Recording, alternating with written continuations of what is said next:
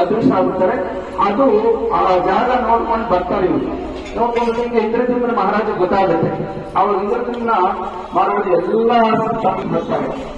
ಬರ್ತಾ ಇರುವಾಗ ಅವರು ಆಕಾಶವಾಣಿ ಹೇಳುತ್ತೆ, ಈಗ ನೀಲಮಾಧವ್ ಅದೃಶ್ಯ ಆಗ್ಬಿಟ್ಟಿದ್ದಾರೆ, ಈಗ ನೀಲಮಾಧವ್ ಇಲ್ಲ ಅಂತ.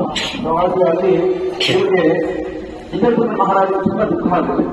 ಆಮೇಲೆ ಇನ್ನೊಂದು ವಾಣಿ ಹೇಳುತ್ತೆ, ಇಲ್ಲ ಏನು ಪರವಾಗಿಲ್ಲ, ಈ ತರ ನಾನು ಹೇಳಿದ ಪ್ರಕಾರ ಅದು ಒಂದು ಸ್ಪೆಷಲ್ ಇದು ವುಡ್, ಆ ವುಡ್ಡಿನಿಂದ ಮರದಿಂದ ಮರಿ ತಿಪ್ಪೆಗಳಿಂದ ಸಮುದ್ರದಲ್ಲಿ ನೀರು ಬರುತ್ತೆ, ಅದರಿಂದ ನೀನು ವಿಗ್ರಹ ಮಾಡಬೇಕು ಅಂತ ಹೇಳ್ತಾರೆ. ಸೊ ಅದಕ್ಕೆ ವಿಗ್ರಹ ಮಾಡೋದಿಕ್ಕೆ ಸ್ವಯಂ ಆಗಿ ಯಾರು ಬರ್ತಾರೆ? ವಿಶ್ವಕರ್ಮ ಬರ್ತಾರೆ.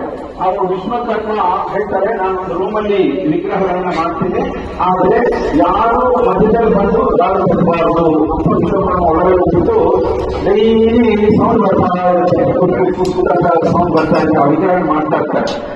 ಸ್ವಲ್ಪ ದಿನ ಆದ್ಮೇಲೆ ಆ ಸೌಂಡ್ ನಿಂತೋಗ್ಬಿಡುತ್ತೆ.